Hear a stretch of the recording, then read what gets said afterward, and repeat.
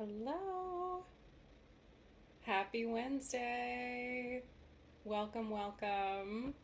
Glad you are here with me today. If you are watching this live or if you're watching the replay, we'd love to hear where you are watching from, where you're located. Also, just kind of where you are in your practice building journey. Um, Always love to know where people are and yeah. Okay, so welcome today.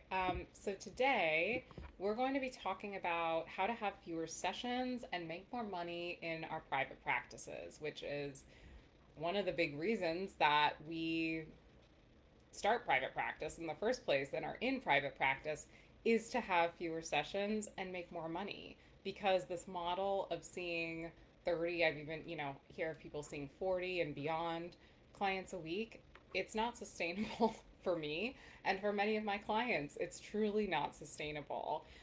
It is exhausting, it wears you out, and we don't need to do it, frankly. So I'm going to be talking about that today. Hello, if you're new to my world, I'm Emma. I'm a business strategist for therapists. Um, and I help therapists build and grow practices that support their lifestyle, self care, health, travel, family, and also have time and location freedom in their work, all while serving their dream clients because it is possible. I'm here to tell you that.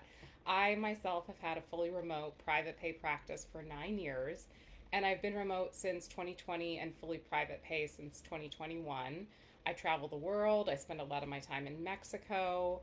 I charge $250 a session, and when I was marketing my practice, I was spending about 1 to 2 hours a week, sometimes less than that.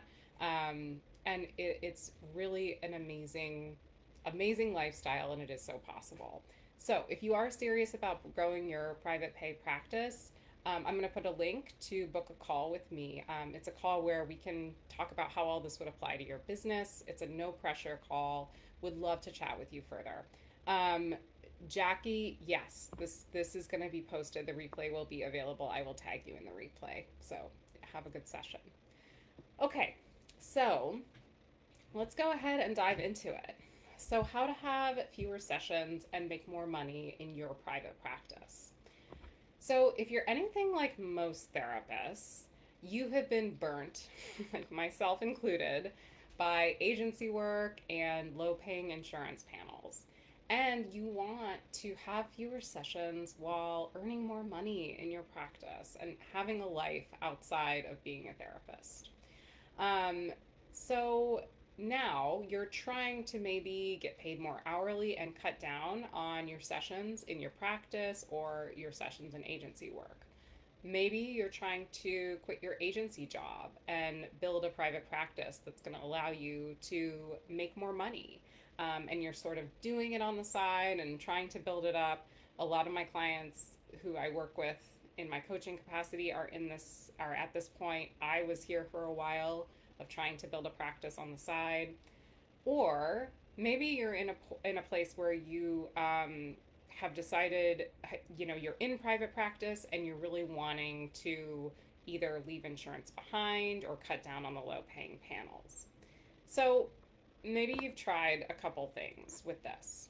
So maybe you've tried to kind of go about this in a really careful way. And maybe that does mean for you right now, like keeping the agency job, having the full time income, starting the small practice.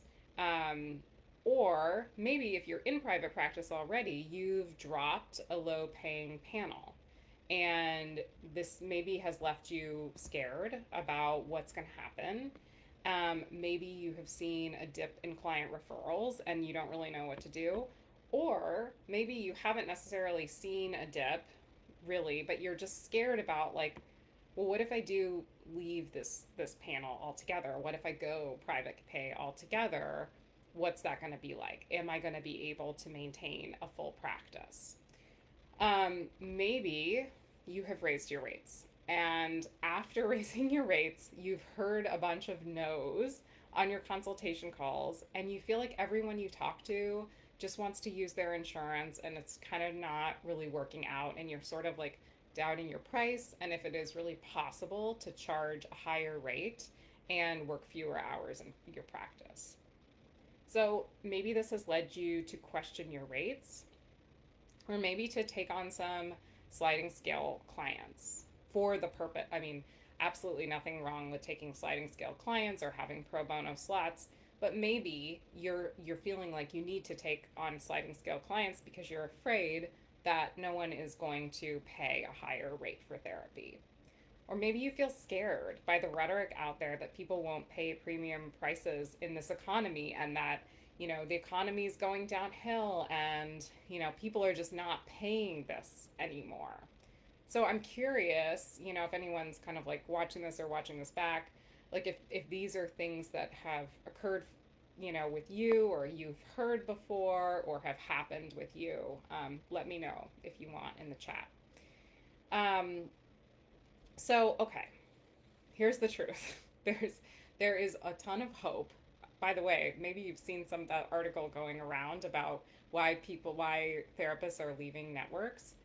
It talked in this article. It did also talk about how much more likely clients are to pay to see an out of network therapist than they are to see an out of network doctor or something like that. So I thought it gave some good hope and really empathized with what it's like to be a therapist taking insurance, especially some of these lower paying insurances, or the insurances that just drag you through the ringer, making you do all kinds of stuff. Um, okay, so the truth is, there are tons of clients out there, and I'm telling you this as someone who has seen it, who are willing to pay a higher fee for therapy. And I've seen this in myself and some of my colleagues who also charge a higher fee for therapy. I literally just heard in one group of a therapist who charged $1,050 per session. People who value therapy and are willing to pay out of pocket, they're always going to exist. And another thing I want to say is that people don't necessarily need to be rich to pay out of pocket for therapy, or have the economy going super well to pay out of pocket for therapy, because I think this is another myth that we're often told, that only the rich can afford this. And obviously, there does need to be a baseline of, having either a good insurance that's going to allow them to get reimbursed for therapy with their out of network benefits, or some kind of baseline of even just being able to pay that, even, or, put it on a credit card or whatever it is. So, what I want to say about this is, there's people place value on different things, So, some people, it may be worth it to them to pay $250, $300 a session for a therapist. And for some people, that's not what they necessarily value. So they are, maybe spending their money elsewhere. I was with someone yesterday who had spent 40 some thousand on a car that he really liked. And for me, that's never something I would probably spend money on, because it's just not something I value. But when people value something, they will spend money on it. So I want you to think of this too. So just like some people value the experience of flying first class, like there's plenty of people for, a 2 or 3 hour long flight who value this experience of flying first class, and they're willing to do it, even if it costs double the price of the ticket. Another thing, like, do they need a first class ticket? Like, no one really needs a first class ticket unless, there are physical limitations, issues that make it hard to be in coach for some reason. Of course, that exists too. Similarly, like, people pay a huge amount of money to go to, like, Disney World, despite the fact that, like, no one really needs to go to Disney World. Like, Disney World is a fun experience to have, but no one needs to do it for any reason. Um, when you think about, so if you ever need proof that, like, people will spend money on things that they don't necessarily need, Disney World, first class, like, these are great places to continue to think about. But when you think about it, like, therapy is not a crazy thing to value. Therapy is something that truly expands and changes people's lives.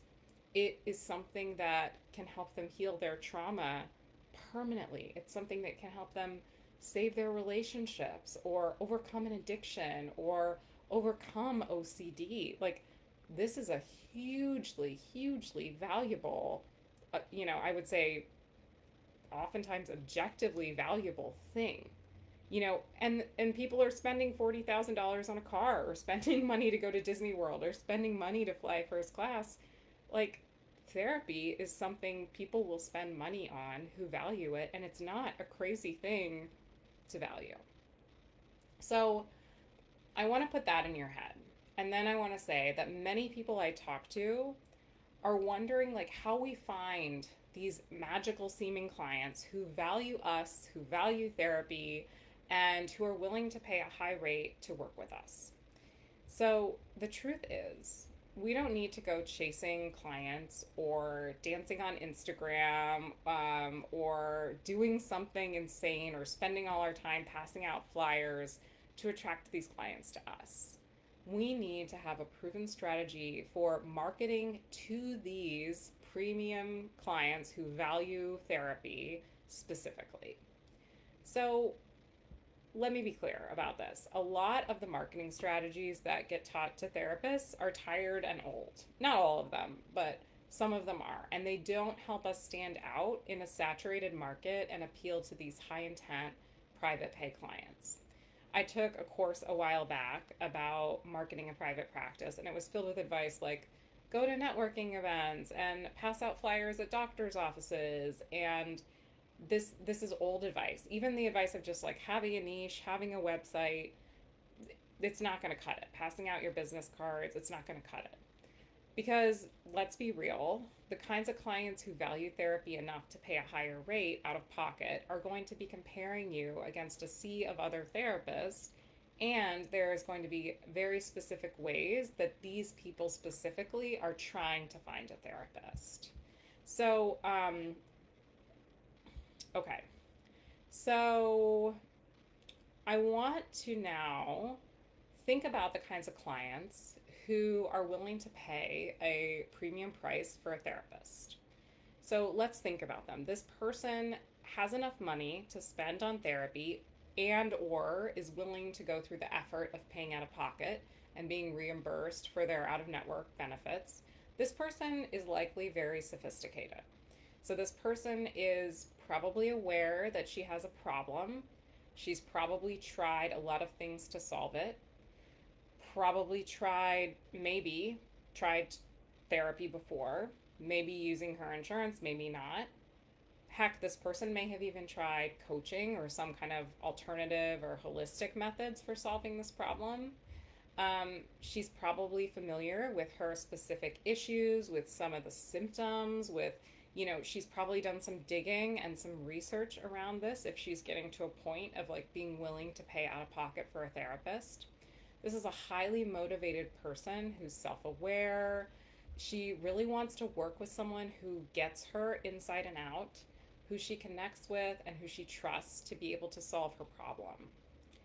So, when you have what I call strategic marketing, you've focused on two things. There are two elements to that. So, the first is speaking to these premium high intent clients without wasting time trying to speak to or convert or convince the people who are looking to use their insurance and that's just what they want to do, or are just trying to use a sliding scale. Nothing wrong with that, but there's a difference in how we market to the people who are willing to pay out of pocket versus how we market to the people who are just looking to use their insurance or who just want to use a sliding scale. The second prong, and I'm going to go into each of these, the second part of this is being findable by these high intent premium clients in the places they're looking for therapy. Because the ways these clients look for therapy are going to be different than how insurance clients typically look for therapy. So first we're going to dive into the first prong. Number one is how to speak to these premium clients first. So when we speak to these premium clients in our marketing, it's going to look really different from how we speak to someone who is looking to use their insurance. So rather than just stating who you are and what you treat, you're speaking to someone who is already in motion.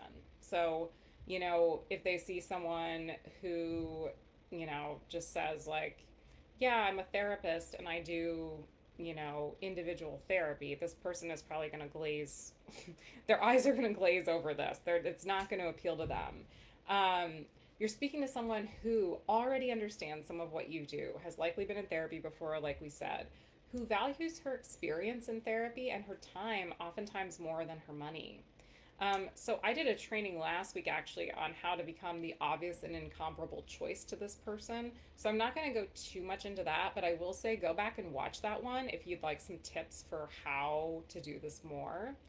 Um, so the second thing, so the first part is like being able to speak to this person, this high intent premium person, in a different way in your messaging so that you really stand out to them in this crowded marketplace of therapists and they're drawn to you. So the second thing is to be findable by these clients, um, to be visible to them in the places where these clients can find you rather than you having to chase them all the time. To do this, we have to really get inside our clients' heads and understand where they're looking for a therapist, who they're talking to, what they're typing into Google. This is why we spend so much time in my program understanding your ideal client inside and out, not only so we can get you, to become this obvious and incomparable solution, that when they find you, they're like, oh my God, I want to work with them, but also so that we know how they're searching and where they're searching for therapists. Um, we have to get inside our clients' heads and understand them, who they're talking to, exactly what they're typing into Google, and what they're looking for when they're deciding on a therapist. In order to charge this higher fee in my practice, I had to get really clear about who my ideal clients were, what they had tried before, and why it wasn't working for them. And I had to understand them almost better than they understood themselves, or at least like be able to convey that and express that so well, that they felt so seen when they found me. So, with this knowledge, I was able to frame my messaging, my blogs, all my content to speak to them. And I was also able to network with the people who had access to these clients and who my ideal clients really trusted. And I was also able to make the wording on my website reflect what my ideal clients were searching for when they were looking for therapy. Now, as I told you before, I charge $250 a session in my practice, and my private practice clients don't bat an eye at this price because I work with the type of people who really value therapy and value their own healing. This has allowed me to have so much more time, location, financial freedom, and I want this for you too. And my coaching clients are also experiencing this with having their clients being willing to see them on a lunch hour, being willing to reschedule everything, going to a point where they now have wait lists. Like, this is highly, highly possible to do. So, this is why in my Liberated Practice program, we focus a lot on this strategic marketing as a key piece of speaking to these premium clients without wasting a ton of time trying to be visible to clients who can't afford out of pocket therapy or are not going to pay for out of pocket therapy. And I walk you through exactly what to do to be seen as this obvious and incomparable choice to them. You're not chasing them, they are lining up to work with you. You're getting tons of calls. My client just this last weekend got 4 calls over the weekend from people, and this is how you get full. And this is how you get full as a private pay therapist: is you get booked out, and then you can continue to raise your rate. So this strategic marketing, it's part of one of the pillars of my Liberated Practice formula, which is embodied support. And embodied support is all about really showing up like a rock star for yourself, for your current clients, and for your future clients. It's about giving value and hope to your clients before they even meet you, when they land on your site, when they land on your content. when we give this kind of value and hope, we are we are supporting them and we're giving back, and whether or not they choose to work with us, and if they're a current client, we give back to them and then they often refer to us and stay with us. We do this while we're supporting ourselves through, having boundaries in our practice, charging a rate that works for us, working just with our ideal clients. um, we feel supported, and we're helping clients know, like, and trust us. We're bringing in awesome ideal clients, and we feel good about our business, and we like it, and we want to keep doing it. So this is a huge thing I'm passionate about, and it's why I teach, this the way I do, because I want people to feel like they know how to market to private pay clients, and they're not wasting time trying to be visible everywhere, and they get to have a life in their private practice. So another thing we focus on is establishing success. And this is where we establish you as an expert, as a specialist, through things like your messaging, your brand, your website, the foundations of your business, how you set up, whatever kind of social media you want to have. This is important because you don't just fall into success, you're establishing it through establishing these key foundations, and these key foundations are also another thing that let you go off and not have to spend all your time glued to your marketing. So the last thing we focus on is Kismet findability. And this is where we focus on how to have you be found by your ideal clients without you needing to burn yourself out or be visible everywhere, like I was saying before. When your website has superpower messaging, you stand out more both on Google and to your community. This makes your website not just a client converting tool, but something that actually draws clients to you without you really having to try. So, if you are interested in learning more about how to have fewer sessions and make more money in your private practice, if you're interested in learning how to grow, build your private practice, your private pay practice, would love to chat with you. Thank you so much for being here today, and I will see you soon.